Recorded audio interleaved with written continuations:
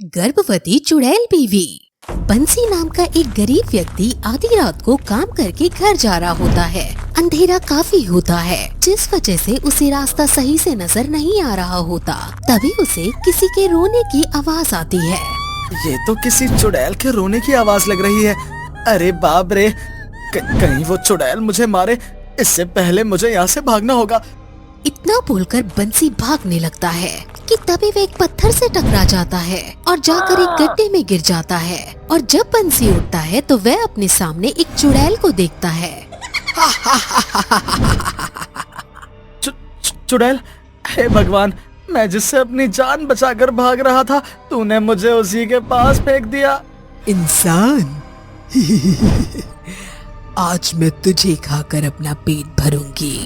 अरे ये क्या, ये चुड़ैल तो गर्भवती है। मुझे छोड़ दे चुड़ैल। हाँ, मैं एक गर्भवती चुड़ैल हूँ और मैं और मेरा बच्चा दोनों ही बहुत भूखे हैं। 4 दिनों से हमने कुछ नहीं खाया। आज हम तुझे खाकर अपनी भूख शांत करेंगे। नहीं, मुझे छोड़ दो। तुम्हारे और तुम्हारे बच्चे के खाने का इंतजाम मैं कर दूंगा, पर मुझे जाने दो। अगर मुझे कुछ हो गया तो मेरी बीवी भी मर जाएगी। हम बहुत गरीब हैं। मेरे सिवा मेरी बीवी का इस दुनिया में और कोई नहीं है। मुझ गरीब पर तरस खाओ। क्या कहा तूने? तू गरीब इंसान मेरे खाने का इंतजाम करेगा?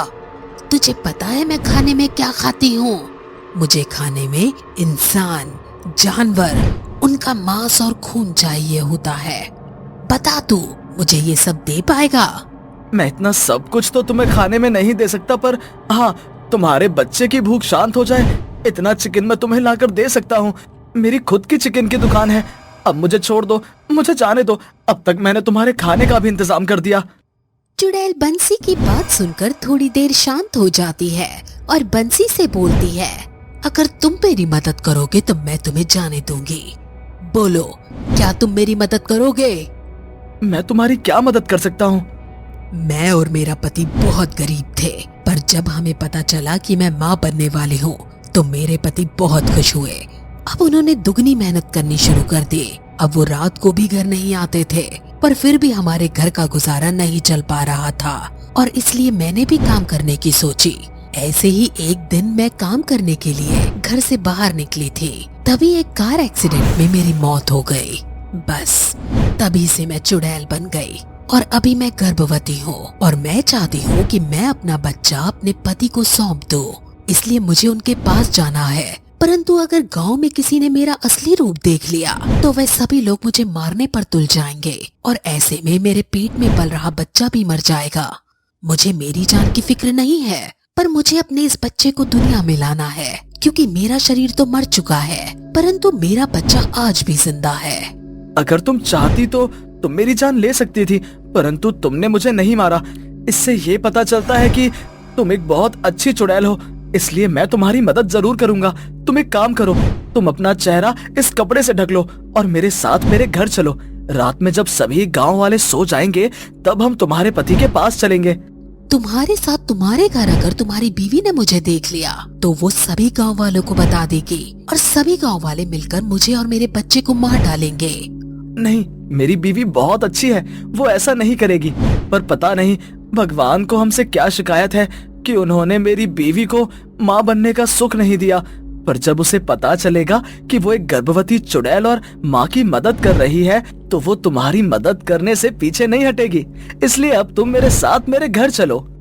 बंसी के कहने पर चुड़ैल बंसी का गमछा लेती है और अपना चेहरा ढक लेती है। बंसी उस चुड़ैल के साथ घर जाता है, जहाँ वह अपने बीवी को चुड़ैल की सारी कहानी बताता है, जिसके बाद उसकी बीवी चुड़ैल की मदद करने के लिए तैयार हो जाती है। अब बंसी चुड़ैल के साथ रात में उसके पति के पास जाता है, जहाँ चुड़ैल देखती है कि उसका पति एक औरत को गले लगाकर उसे कुछ बोल रहा होता है।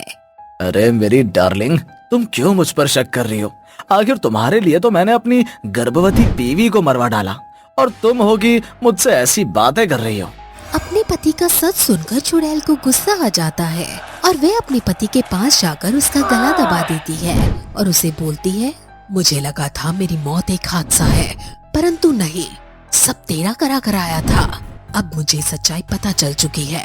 मैं तुझे ये अपना बच्चा देने आई थी, पर अब मैं तुझे अपना बच्चा कभी नहीं दूंगी और तेरी जान लेकर यहाँ से जाऊंगी। इसी तरह से वह चुड़ैल अपने पति को मार देती है।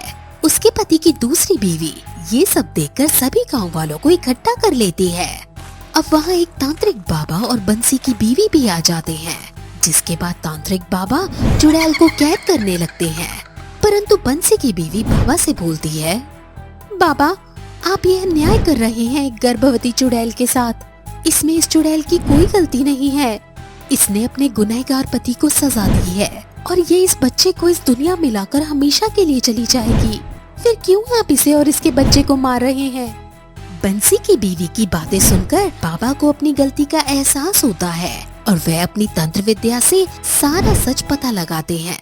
जिसके बाद बाबा चुड़ैल और बंसी की बीवी से बोलते हैं, मुझे मेरी गलतियों का एहसास हो चुका है, परंतु चुड़ैल तुम अपने बच्चे को जन्म नहीं दे सकती, क्योंकि तुम एक शैतान शक्ति हो और तुम्हारा बच्चा अभी इंसान है और तुम्हारा मुक्ति पाना जरूरी है।